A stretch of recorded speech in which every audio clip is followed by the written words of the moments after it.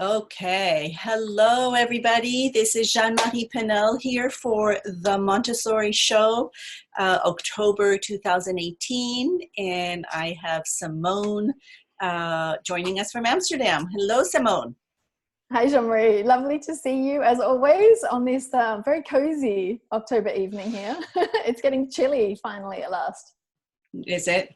Not here yet, but that's fine. I'm looking at you without without any jacket on. Thinking, and I'm actually warm.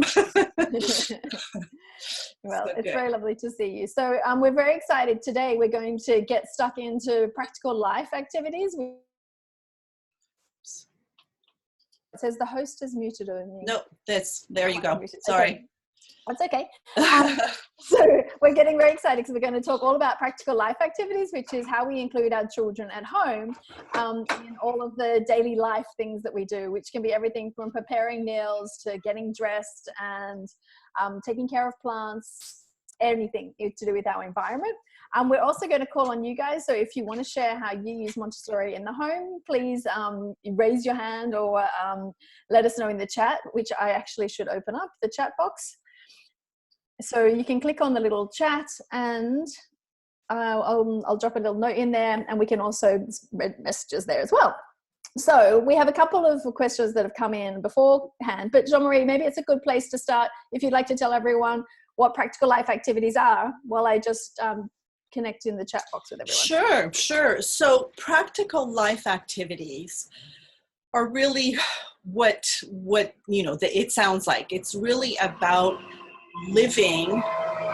My apologies, there is a big truck.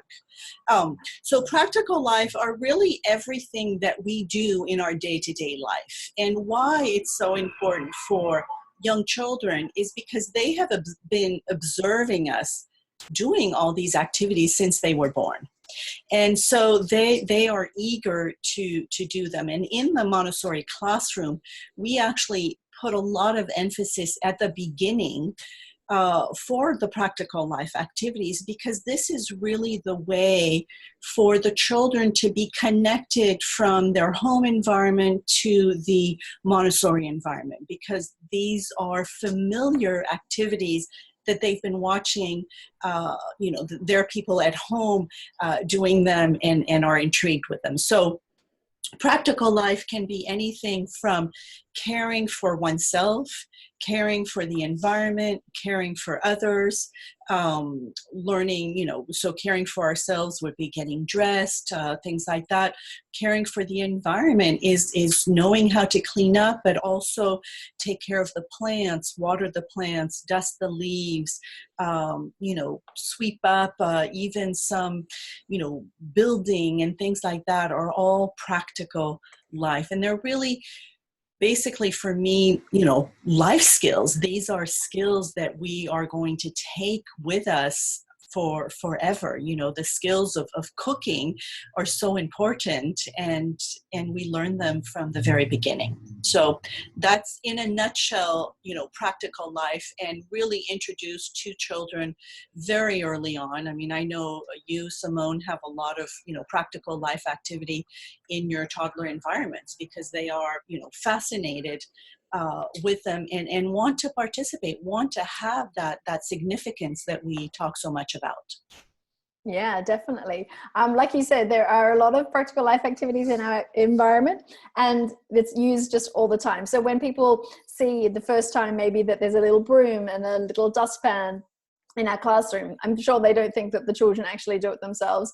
And then we had a grandma visiting our class just the last week, and was amazed when their little one had spilt some water, and one of the 3-year-olds ran over and went, "I'll get the mop," and came back over to help the younger child, mop up the spill. And I'm always really excited as well when I find, sorry, someone's just asking in the chat how to get the Android working. Okay, I'm not sure. That I do not know. Yeah. Okay. They run over and get them up. And I'm also very excited at the moment. I have a new mop head, which is really sucking up a lot of water. So I get very excited about these kind of things because it gives them more success than when you are just smearing water around and around. So window washing is a favorite. Helping me prepare the snack is very popular. Cleaning. So I have some children who are walking around with a broom, and even my child-sized brooms, if you look at them, they still goes up to their shoulder. So it's like walking around with a very big thing. So what I love about practical life activities is it involves movement and the control of these movements. So they actually start refining these skills as well as they are working on the practical life activities. What also I love about practical life activities is the sequencing involved. So when they start, they might be one-step activities, and then as the child learns and gets more capable and their concentration builds, they can add more steps to that. So for example, an older child might go and get an apron and add that on at the beginning of the sequence. And then with I love the flower arranging activity, and then in the 3 to 6 environment, you have that the children actually cut the flowers to prepare the activity in the class. So that's also great. And I think also a very important point about practical life that I think, you know, it gets misconstrued, because I know in the Montessori environment, parents are often asking, like, well, why are you teaching my child how to wash a table or sweep or do all of these practical life? Like, they think that it's, you know, a waste of time. But this is really the foundation for so much activities and so much of the academic work that they will be doing later. Because just like Simone said about the sequencing, this prepares them to be able to later on sequence, to be able to do, you know, math equations or science experiments and all of that, where we do have a beginning, a middle, an end, and all of that. And so practical life is not only about, you know, acquiring those skills, but it's really the what we call the indirect preparation for so much work later on. Yeah, definitely. There's also another thing that makes it very popular is they often involve water and soap. And we know that the youngest children love those as well. I also often give examples in my workshops that I run in my classroom about how the youngest child want to be involved in our daily life. They want to help. They want to see what we're doing, like you mentioned earlier. And so if we start already with young children and build that into their routine, then it's much easier than starting with a 6-year-old who may be capable, but then they're like, oh, well, Mama, you just do it, or Papa, you do it. So it's really nice to already establish these things. One of the questions that we have coming up as well is from a family with older children and how you can get them to keep doing things around the home. So that will be fun to discuss as well. So I just have Aisha who says that she cannot hear anything. So you might want to check your audio to be able to receive the sound and let us know how that goes, because there's nothing I can control from my end. Sorry about that. Hopefully that helps. So yes, and you were saying water, but food also is a big one for those practical life activities. That is really a wonderful way to entice them to do these activities. So do you want to start with the questions? Yes, let's have a look. I'll open them up over here. So the first one is from Karine Robin, and she says, I'm curious about how to deal with participating in daily chores when they are grown up. My 2 children were happily helping when they were toddlers and preschoolers, but currently say no to most tasks I suggest. We have discussed the things that we should all do, but they are very resistant. So this is Karine. If you are here, it would be wonderful to actually know their age. But this is often, you know, we've talked about this on previous shows about the different planes of development and the different needs that children have. So it's true that those first, 6 years, they are very intrigued with all of these. And this is really the big opportunity that you have to show them these skills, to help them master these skills and everything, because later on, well, they're not going to be that interested. And also when we talk about planes of development, there's also a stage where, order and cleanliness and all of that goes out the window. Like they don't care. It's not on their radar. So I think, you need to work with them, know what your expectations are, and really set the boundaries of the things that you really need and expect of them, and have some very natural, I guess, consequences to some of the things. I know for myself, I have an older child who, I'm sorry, there's a lot of airplane activity today for some reason. It's Of okay, it's course, right working. when we go online. But anyways, I have an 18-year-old who can do a great job of cleaning and knows how to do everything, but that's not his preoccupation. And his room is, pretty messy. I don't like it, so I close the door. It's not, it's at some point I feel that there is, you have to kind of, as we've talked so much before of picking your battles. And so there are certain things that are important for them to do. And, for example, in my house is when you make a meal, you clean up after yourself, and that's just part of it. And so things like that, if that's at all helpful. And Simone, please add on, because I know you have older children who probably had a moment where they loved to help and others where they didn't really. Yeah, so what I found is the very youngest children always wanted to be involved. And so I try and involve them as much as possible, giving them simple activities to do alongside me. And then as they get maybe into the second plane of development, which is between 6 and 12 years old, it would be more, would you like to help me? And sometimes they'd say yes, and sometimes they'd want to do their own thing.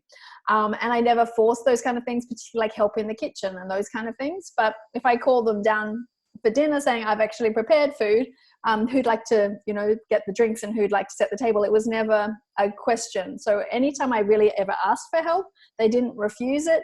But we never had a chore chart saying, okay, Oliver, you have to set the table on this day, and Emma, you have to clean the bathrooms. It was more just on a need to need basis. Things like laundry, the younger children I found always put their laundry into the laundry basket without even asking. And now my children are older, I've never really had to ask them or, see dirty clothes, because it's just in their system. So they're just built on that. And then the only thing I've ever had to say is maybe to Oliver, I haven't seen your martial arts clothes for Saturday. Do you need me to do them before then? So it's just kind of reminding. So scaffolding the skills, not that I'm nagging them. I don't actually mind. If he hasn't got it, he has to sort something else out. But it's on they know that if it's not in the washing basket, it's not going to get washed.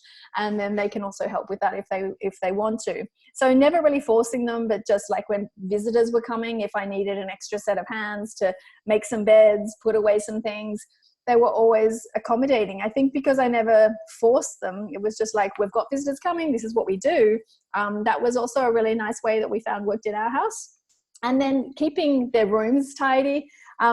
Between 6 and 12, they do lose their external order, so it can be a little bit messier. But my children were still happy for me to come into their room, say once a month, and I could help them, because even older children find it a bit overwhelming where to start. And you find that they bring home a little gift from a friend, and then there's not a special place for that to go. And so it does kind of build up, even if you are very conscious of what you bring into your home. So that's something that they would allow me to do. And now that my children are older, it's really not a place that I'm invited to go in. It's really their own personal space.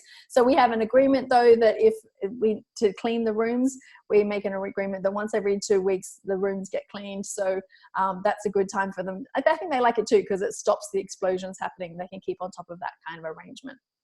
Does that help, hopefully, Karine? Yeah, so that one was the Corinne's question. Are you there, Jean-Marie? You're muted. Yes, I keep on playing with the mute button because I'm having a lot of air traffic over here. I don't know why, so my apologies. So Ruxie asked a question in the chat box. We've actually, everyone answered where they were calling in from too. And we've got Ruxie from Bristol, and Rosanna from Belgium, and Elena from Scotland. And someone's got their not muted and they've got some water pouring. It's really funny. But anyway, great. So now Ruxie has a question. It says, I was wondering, how should I best introduce a new material to my 20-month-old? also, how should I teach him to start playing with the material and then putting it back where he took it from? Am I expecting too much of him? So do you want to answer that one, or you? Yeah, sure. Okay. So this it can be a practical life activity. It can be any activity. And so if you've got a new activity that you want to show the 20-month-old, how you display it is also kind of important. So I always like to have everything in a basket or a tray so that everything that they need will be together. Let's say a window washing activity. So then I'm looking for a small squeezing bottle, spray bottle, that's what you call it, spray bottle, a squeegee for like wiping, and then maybe a cloth also for the drops that will come, and everything in a basket nearby the window, perhaps to start with for a 20-month-old. And I might show them, look, spray it, and then I wipe it down. And I always do it in a way that they can have success. So I try and do it very slowly with 2 hands, for example, on the squeegee, because that's what they'll need to be successful. And then, so I kind of just have a turn, and then I'll just leave it. And if they're interested, they'll come over to do it. And if not, then it doesn't matter. Like, I would just leave it until they show interest. And otherwise I would just rotate it. So I basically use slow hands and always showing and emitting words. That's Jean-Marie's nice acronym there that we always use. Show. Yes, exactly. Yes, Show. Slow hands, omit words. Because exactly. they need to be, they are really analyzing your movements. So that's why we want to slow down, so that they can really get a sense of what's expected of them. And then we omit words because oftentimes we tend to over-explain. And here, the child needs to focus on the actual movements. And if we start talking, they're going to be distracted, and they're going to look at our mouth that is oftentimes over-explaining. So show, slow hands, omit words. Yeah, so that's what I would do to show him. Did you want to add anything before we get into the putting away? No, I think that's you touch on all of that. And the thing I'm finding more and more when I work in the Montessori environment, it's been nearly 15 years, is that when I first finished my training, I really wanted to show the children every activity in the classroom and decide what I thought they were ready for. And actually what I found is really to follow their interests, prepare it, make it really attractive. And then when they kind of go over and see how the bottle works, then at that moment, I'd say, oh, do you need some help? And step in to show them the squeezing action and then put it back. So I worked with a little boy who had climbed up to the top of the stairs so he could reach a window. And he was kind of pushing it at the window, but it wasn't kind of working. So he put it in my hand. So then I sprayed it, and then he did the squeegee down. And then he kept giving me the bottle, and it was really interesting how precise he was with the movement. He repeated the same movement over and over again. And then just by working side by side, about 5 minutes later, he actually then had a go and had some success. And then he had some success. And so he just kept doing the squeeze, squeeze, squeeze, squeeze. So my window was very, very clean that day, but it was so lovely to see when it finally kicked in that he could do the squeezing himself. So really follow the child, I find, and then you'll get the interest. And then about the putting things back where it belongs is, firstly, particularly with children under 3, keep modeling. So they're absorbing everything, and just trust that they're observing where everything goes. So we have everything in its place, a place for everything and everything in its place. And then modeling, putting it back, carrying it with 2 hands, for example. And then around, sometimes you can say, would you like to carry this one? And I'll carry this bit, and you can carry it together. And then over time, you might say, oh, look, it goes here. And you could show them where it goes. And then you may just notice that they take it back by themselves. So keep stepping in. Around 2.5, if they're really not taking something back, and they start with the next activity, I might say, oh, I'll hold that one for you. And so they kind of don't forget, or in my environment, so that no one else will play with it. And that's maybe just enough security for them to go back and finish the activity that they were doing. And then in the home environment, in any case, I was a little more relaxed, to be honest, that there was a few activities out, and maybe they were combining the blocks with the animals and building something. So I didn't want to limit their creativity. And then just as long as by the snack time or we were coming to a meal, then we'd make sure that we worked together to put everything away.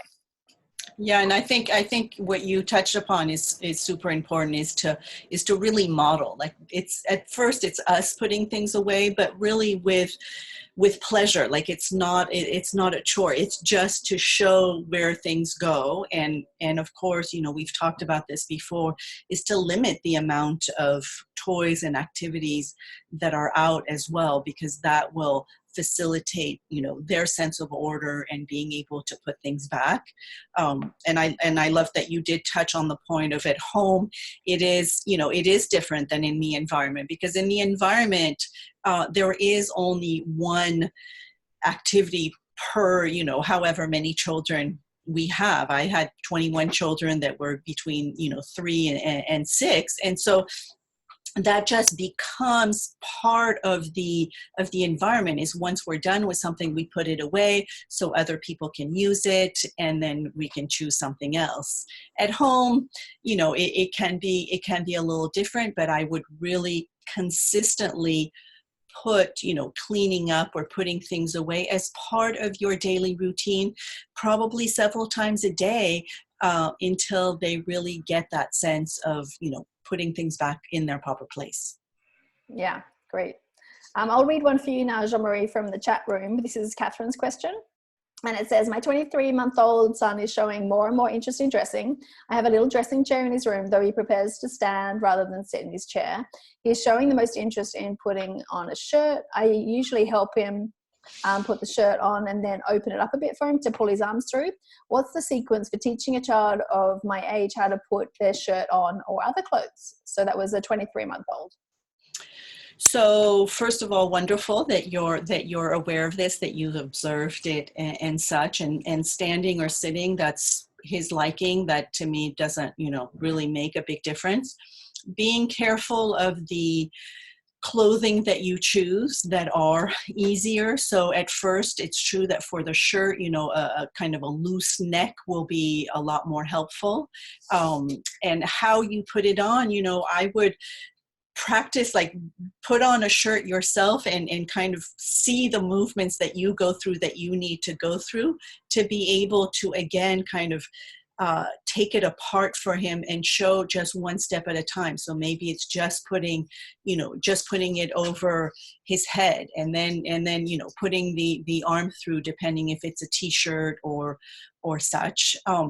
I like to actually invite you to have dressing as an activity, so that we don't only get dressed when we have to go somewhere. So I always suggest, like, for example, when they're showing interest, is maybe to leave a couple of socks in a basket, for example, for them to practice at their leisure, because we know that they need to repeat and repeat and repeat. So maybe having accessible 2 of his shirts where he can just practice, just for wanting to practice, for wanting to master this skill, as opposed to only doing it when it needs to be done, which can then sometimes get into a frustration, because we're needing to go somewhere, and we're stressed for time and such. So a lot of practice, a lot of repetition, and really looking at the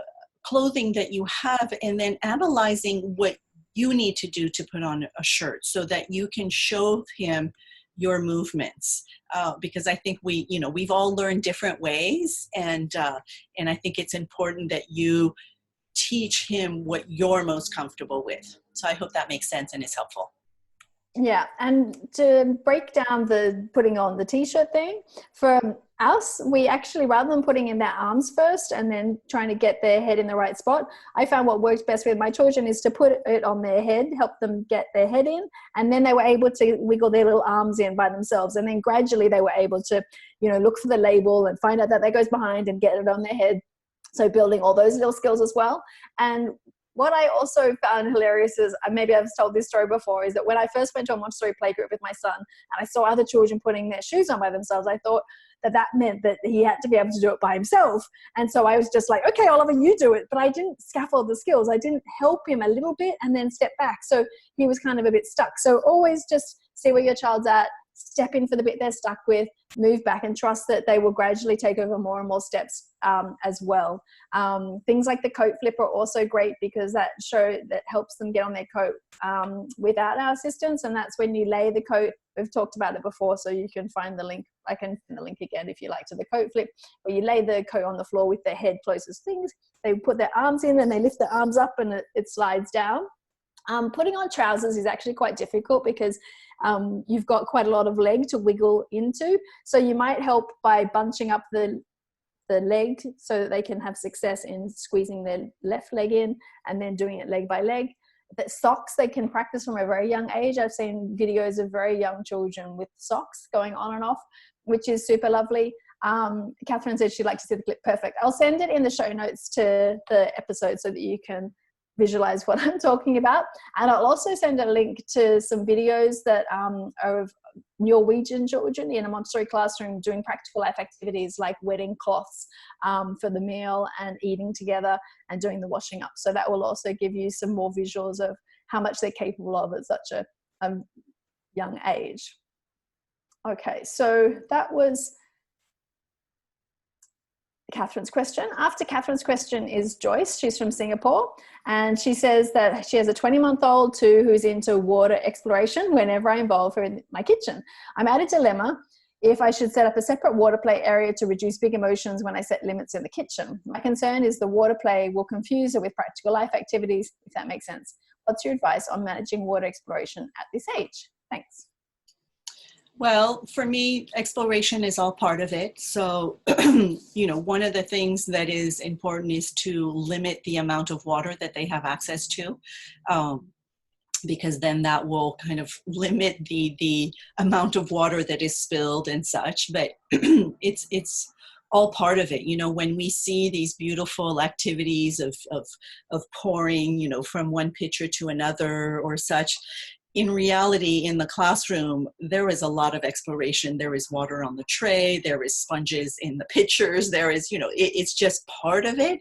So to me, it's more about limiting what is accessible so that there's not, too much water, if that makes sense. But I would, instead of water play, I would, think about what are some other kind of activities that are around using water. So there's squeezing a sponge from one bowl to the other. That is just wonderful. There's pouring, pitcher to pitcher. There's watering plants, things like that involve water in a purposeful way. Yeah, that sounds good. And the other thing is if they start to play with water, for example, at meal times, and they've got this glass, and then sometimes we use that same glass for doing a pouring activity, it can kind of be confusing. So anything that's used in the kitchen, we say, these are our tools. This is our drinking glass. This glass is for drinking. And if they want to start playing with it, oh, you'd like to play with water? Let's go and work with these activities. And then it's actually a separate tray with separate glasses for pouring, so that it's very clear that these are the ones that I practice my pouring with, and these is the ones that I use in a meal. I mean, we're always practicing pouring at the kitchen table anyway, because we have a small pitcher with or a small jug, whichever way you want to call it, with a little bit of water for them to practice pouring their glass, but it's not for playing, like pouring it backwards and forwards and things like that. Right. And what Simone is saying about, pouring from a pitcher to a glass, for example, you always want to be very mindful of the amount of water you put in that pitcher.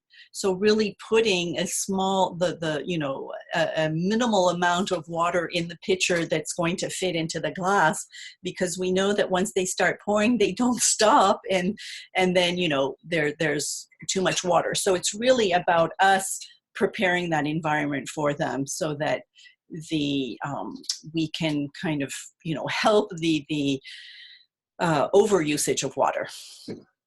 And then other activities that if they want to just stand by the tap and let the water run and run and run, then I might say, oh, it looks like you want to wash your hands. And then I have a hand washing table. And so I take them over to the table and we go and get a jug and we get water. And again, it's this sequence of activities. So we get the water, then we come back, we pour the water into the jug.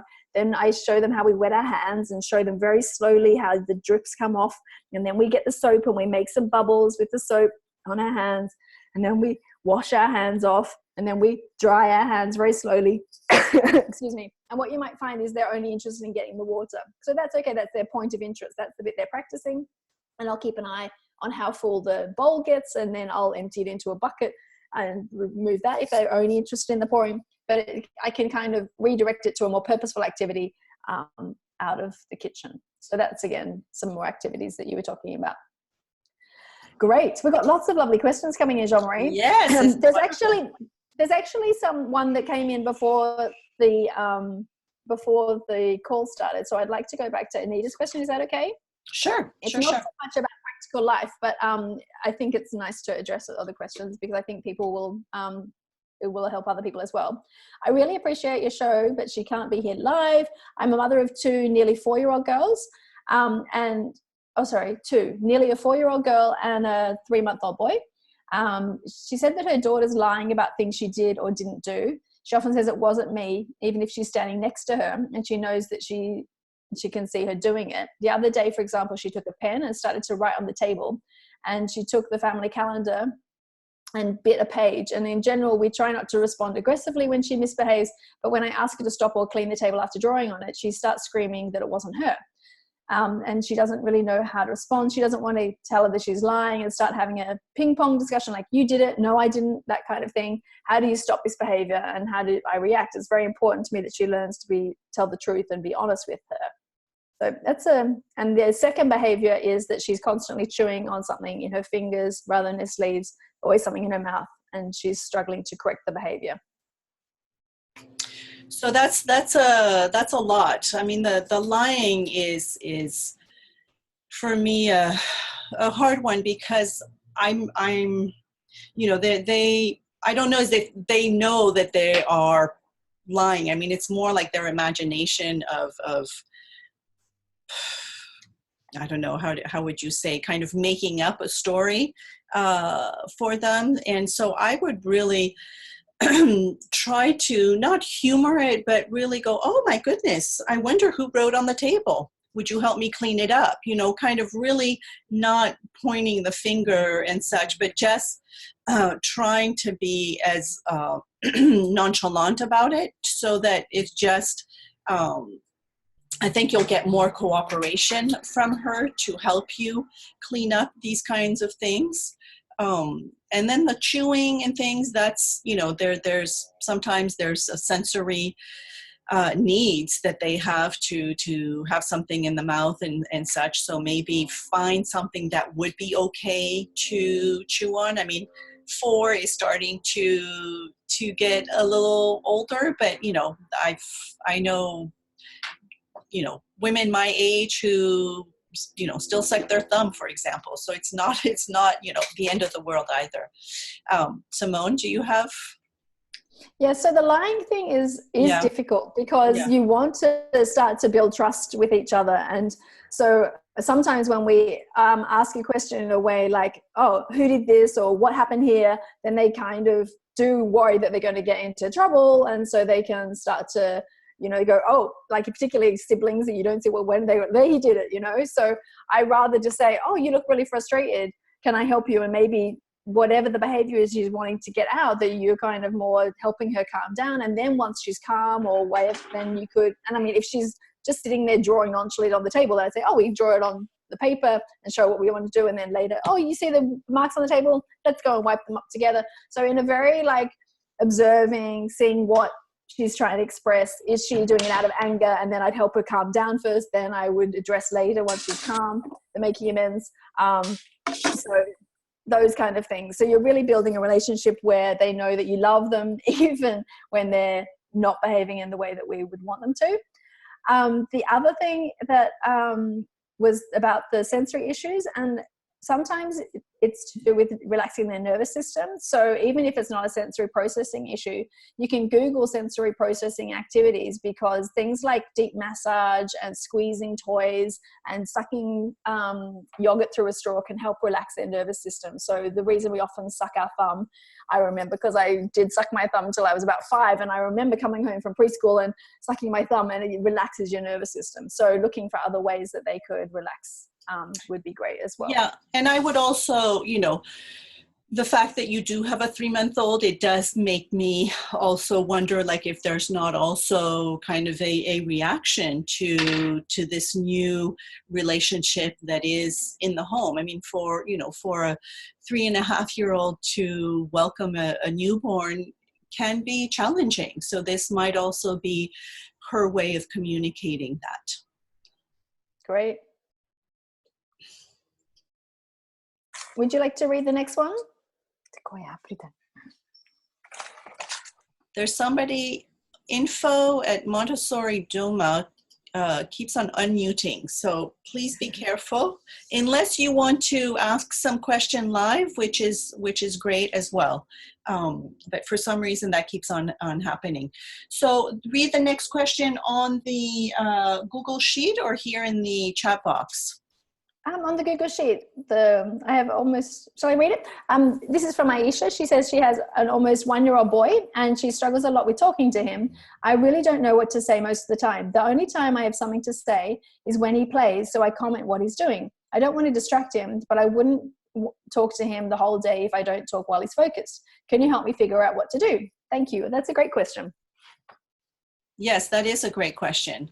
And talking to me is about sharing what you're feeling, thinking, and such. So it's really, and it's, sometimes it's hard to wrap our head around having these conversations with little ones because they're not necessarily responding how a peer would. But it's really important to, maybe have a conversation of, I wonder what we're going to do today, or the weather, or if there were some animals or some sounds, what are those sounds? Especially at 1 year, they are, understanding that language has meaning, that you're able to communicate. So communicate what you're feeling, what you're thinking about, what you're planning, what you want to engage him in, and such, because I would be careful to respect when he is playing or concentrating, because this is an important time actually not to talk when they are focused in their work. So it's really more when they're out of their focus to give vocabulary of what's around the house, of what they're pointing at, what they're looking at when you go out to the market, or all of that. Say, oh my goodness, I see some beautiful oranges, or it's just really describing the environment and what you are seeing and feeling and thinking. Yeah, and I also just like to talk about our daily life.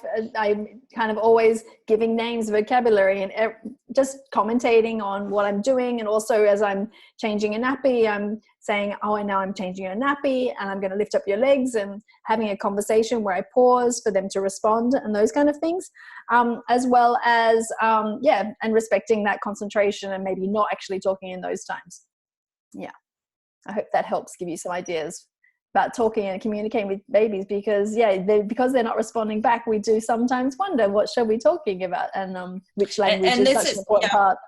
And it's such a beautiful question, because it's true that we are reminded, and I think we did a whole show on language, but language will only occur if we are feeding the part of our brain that is processing the language. So for your child to have vocabulary and such, we need to share it. We need to have that human interaction. So anytime that you are doing something with him and such, give him the vocabulary, and like Simone says, of what's going on in the day and such. So at the beginning, it almost feels like you're talking to yourself, but that's okay. It's like that's your training, and that's good. Yeah. I mean, even if you're walking down the street, you can say, oh, look, there's a tram. And then you can say, oh, I even see the tram driver. Oh, that man's getting into the tram, so you can that's what the kind of descriptions I would give, if that helps. Okay, this is fun. Let's have a look. So, where are we? Are we still in the chat here? I've put all the chat questions into the Google Docs. Oh, okay, perfect. So let's see here. I have a 4-month-old boy who finds spilling water and gains fun. He slaps me when I don't meet his need. How do I help him, please? I have a 4-month. So I find a 4-month-old quite young. I'm not sure if it's a 14-month-old. Yes. Perhaps Techno Spark. Are you on? How old is your child? Oh, 16 month. What? Please, what is a child 16-month expected to have? That's the second question. Yeah, so it's the same person. So I don't know if the 4-month is the 16-month, but okay, so let's assume that they're 14 months, because I'm not sure many babies would be playing with grains and things. And so if they're interested in spilling water, then I'd be setting it up in an environment where they have space to explore, but in a safe way. So putting out as much water as we're happy for them to play with, and maybe in a tray that catches water outside, so that they have some exploration possibilities. And then they also, if you watch their movements, they move from their shoulder at this age, not from their wrist. So when they go to pour a jug, it's likely to not always land in the bowl because they lift up their arm and it splats out. So have at the ready some cloth. So like, oh, look, the water spilled. And I'd model the wiping up with a little hand mitt or a sponge. If they slap your hand, and that's what the behavior that you're more worried about is like, oh, I'm not going to let you keep slapping me. You didn't like it when I stopped you playing with the water, or these kind. So that's a way I would be very clear. Like, I'm not going to let you keep hitting me, and you're telling me you're frustrated because I'm touching your things. Let's see if we can find a way. Oh, you're really still, spilling the water and it's gone everywhere. I'm sorry, I'm going to take this away. Yeah, that makes you really sad. That it's stepping in early enough so you don't get frustrated, because if it goes past your limit, then you're more likely to be angry or shout and these kind of things. But on the other hand, I'd set up the environment so they can explore in a way that you find okay to start with. Jean-Marie, what would you add to that? I would second that. I mean, it's again, it's about us preparing the environment and preparing ourselves as to, what we're able to sustain. So, if that it gets to be overwhelming for you, step back and don't make so much water available and such. But this is a time of exploration. Remember that the child before 3 is a sensorial explorer. This is they're called to explore, and water is such a fascinating sensorial material that they love and they're intrigued by. So if we can give them a place, a yes environment where they can explore and they can experiment and repeat, that is the best way, really. Yeah, great. And to those of you who are having some audio issues, yes, we will be sending a replay. So I'll send you the link so you can get on the call and hear it later if you're having trouble. But also just recommending you to reboot your computer, although you probably can't hear this because you're muted anyway. Okay, so moving on to the next question. I'll read this one out to you, Jean-Marie. When is the sensitive period for tying shoes? That when they show interest. We have tying bows. We have the whole dressing frames. I mean, the dressing frames are in the toddler environment, very early on with Velcro and large buttons and such. In the primary, so 3 to 6, we have more complex dressing frames where the buttons are smaller, or snaps or hooks, and bows. And if I remember correctly, bows was really around 3.5, 4, where there was just a fascination with bows.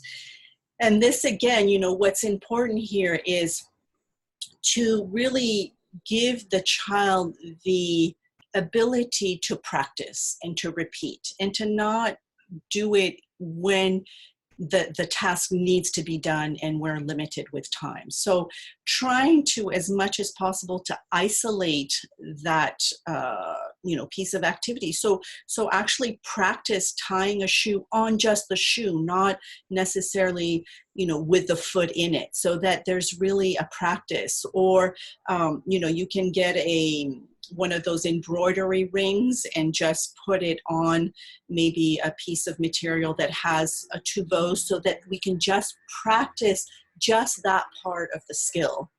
And then we practice. But it's really, it's when they show interest, when they're wanting to figure things out, this is when we can step in and say, oh, let me show you how I do it, and with slow hands, omitting words, and that's really would be it. Yeah, that's great. I think it's actually nicer to have Velcro and give them success as well. And then you can, as you say, practice the bow tying and breaking it down. Really, I find that they can only do that bit where they cross it over and tuck it under, and the bows, it takes a lot of coordination. So giving them success in the meantime, rather than us having to always do it for them, can be a nice intermediary step as well. Yes, and you'll see when they, push you away and say, let me do it. It's, that's really, that's, to me, that is, when that's the sensitive period, is when they feel ready to try it and experiment. And yeah. Okay, I've just written in the chat room that we're going to close the questions now, because we already have enough to finish the call. There's been so many great questions today. Yes, so thank you. I really love all of these. The next one is, I have a 14-month-old and a 2.5-year-old. While relatively close in age, they're worlds apart in behavior and abilities. My daughter is in Montessori school in the morning, so is learning to use works and put them away. But my son, 14-month-old, just runs and throws everything. He constantly grabs her things and eats everything. Sadly, all the wonderful works, toy options I have are put away, and it's really all basic play because he can't handle more. I don't know how to manage them together, and in general, how to teach my son, who is so passionate and energetic. Well, that is, they are close in age, but they're on very different kind of, abilities to learn and such, because that's actually a big difference. So you have two, and you also have two very different personalities. So I would maybe, consider setting up the environment so that your 2.5-year-old has access to maybe her things that only she can access, so he doesn't have access to them. And simplify the environment for him, really, limit the amount of activities that are out. And it sounds like he's also a very energetic little human, and probably needs to spend a lot of outdoor time and more gross motor activities right now. And, this too shall pass. So it sounds like a very typical behavior for a 14-month-old. Yeah. Their concentration is not developed. They're still on one-step activities, and it can be distracting for an older child. So like Jean-Marie says, having the things slightly out of their reach is great, but also having a separate place where they can go and take them to. We always talk about maybe having it at the dining table, or in a teepee, or this kind of structure that you can just make by having blankets over there with a little sign that says private. Yeah, they want to be alone right now. Simplifying the activities that the older one's using, so that they can kind of feel like they're being included. So where the older child might be doing some very complicated pasting and cutting, you could put some bigger shapes and something that's much easier for the younger one to do as well. And yes, getting outdoors often would be great for your 14-month-old who's very energetic, and building obstacle courses, and maybe less small activities, but more like, let's bake together, let's make Play-Doh together, and those things, until just a few months. It's really only a few months before your younger one will have more concentration. That, and I will add also for your 2.5-year-old, to give her the tools to also, gently say, I can't let you touch my work and such, because I think this is also, an important relationship with the siblings, where we can't always step in and be the referee. So if we can empower her to either take her work somewhere else, like Simone was saying, but also if, her brother comes and wants to take things, what kind of communication can she have with him? And it can be nonverbal, where there are signs that you've, put together, where she just, gives her limits as well. I think that's a really important piece of the puzzle too. Great. Yeah, I love it. It will be available soon. They can share by taking turns. Exactly. Okay. So my 3-year-old and 2-month-old son is highly interested in bow tying. He tries to tie everything. See, there's the sensitive period. Shoelaces, pant strings. I prepare a bow tying dressing frame, and today I introduced it to him in the morning. He unties everything and can make the knot and kind of gets stuck at the bow and asks me to finish. He chooses it in the afternoon also. Is it too soon, or does this take several presentations? I've been postponing for the past. It is not too soon, and it does take a lot of repetition. Bow tying is a difficult, a difficult skill to master, and it's just a lot of repetition and just, presenting it to him again and maybe focusing on that one point where they are having difficulty and just really focusing and slowing your movements at that particular point. And, it does take a lot of repetition. It is not an easy one. And I love that it actually is a follow-up question to what was earlier, because it's so follow the child. It's like, if it's not too soon, if they're showing half an hour of interest in struggling, then let them, go through and try it themselves and step in, as you say, when they're getting stuck, and step back to see how they get on, or let them just repeat making that knot. Just keep making that knot, because that's really the first step. Yeah, it's great. They're obviously very interested, because they're not only just interested in the shoes, but in tying laces and things like this. So that's lovely. Great. Yes. And I will add also, when they repeat and practice, they might find their own way of doing it, and it might not be exactly the way you showed them. As long as it's successful and it has the end result, it's fine as well. So, for me, that's being aware to not necessarily correct sometimes. And I know this isn't the situation, but just in other ways, because there's plenty of different ways to tie bows, for example. And, sometimes with the exploration, they will find their own way. All right. The next question. I tried access to water when he was younger, but it was frustrating, and I decided to step away from it.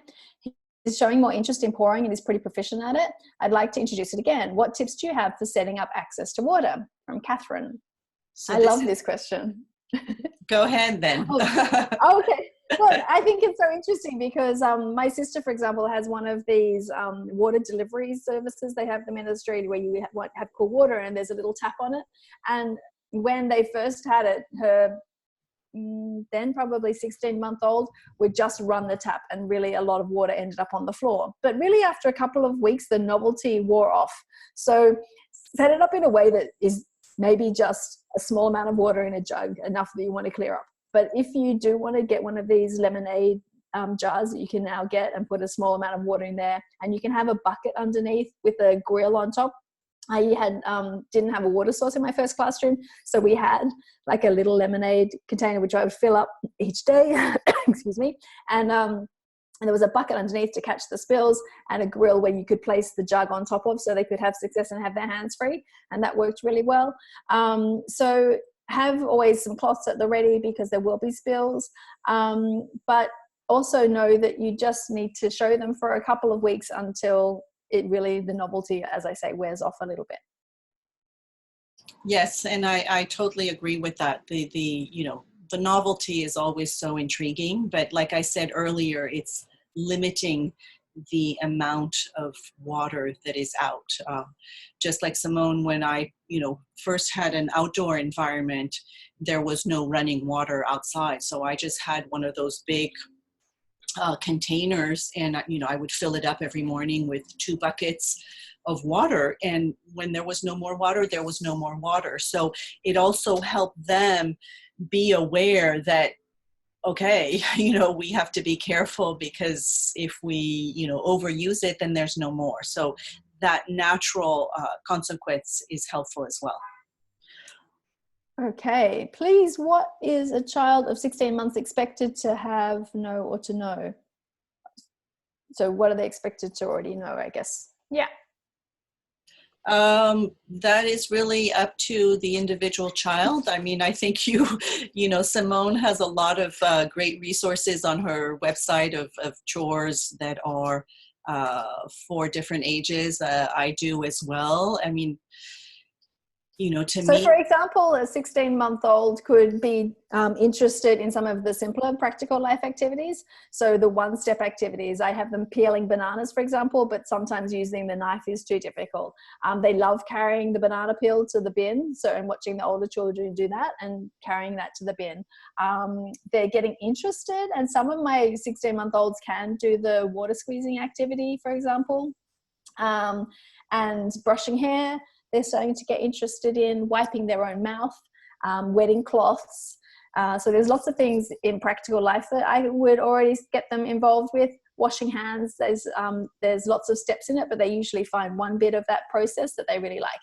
And then in the eye-hand coordination activities, my favorite activity for around 16 months is posting a coin into a slot.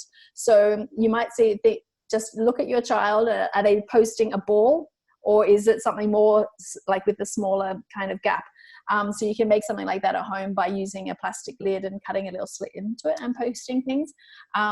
They love opening and closing because they're working their hands in so many different ways and starting to refine their phonomotor skills. So I love little jars that they can open and close, clasps, zippers, hiding something inside, locks.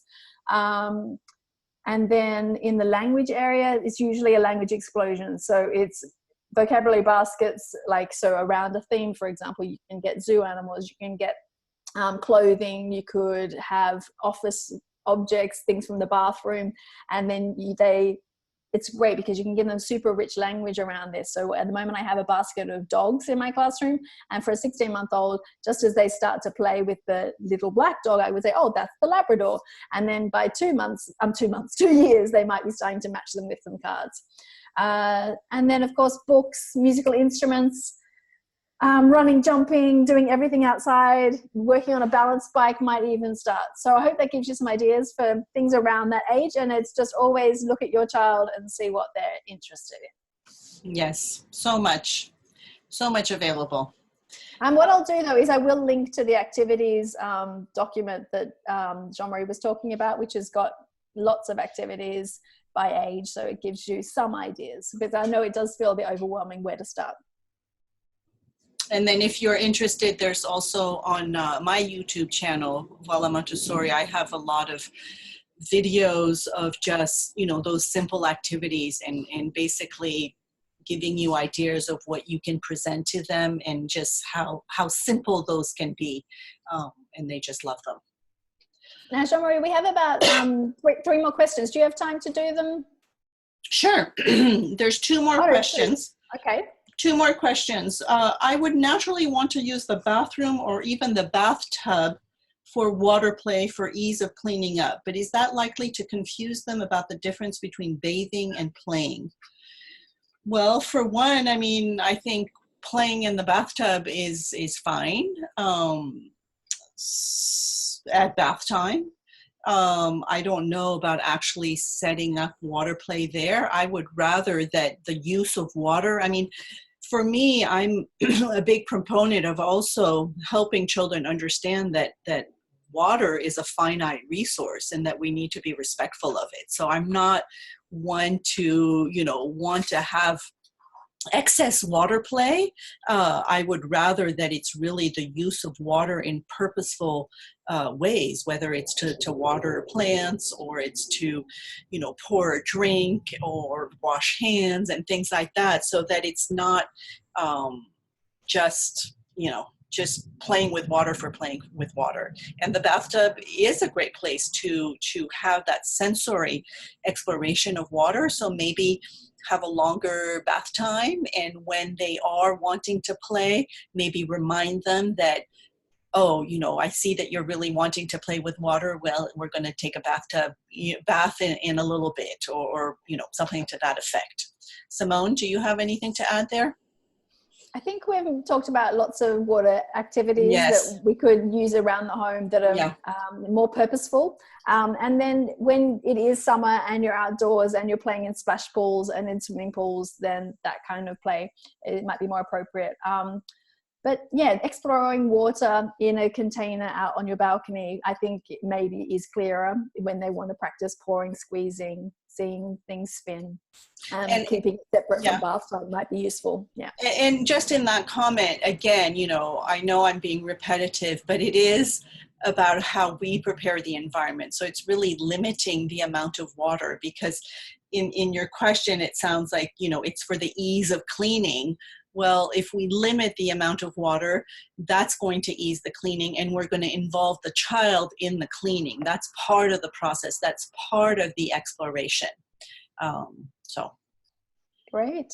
And our lucky last question for tonight. Do you think it's a good idea to include a thing or two which the child isn't allowed to touch to prepare them for when they're visiting, say, a friend, where the environment won't be made all safe for children?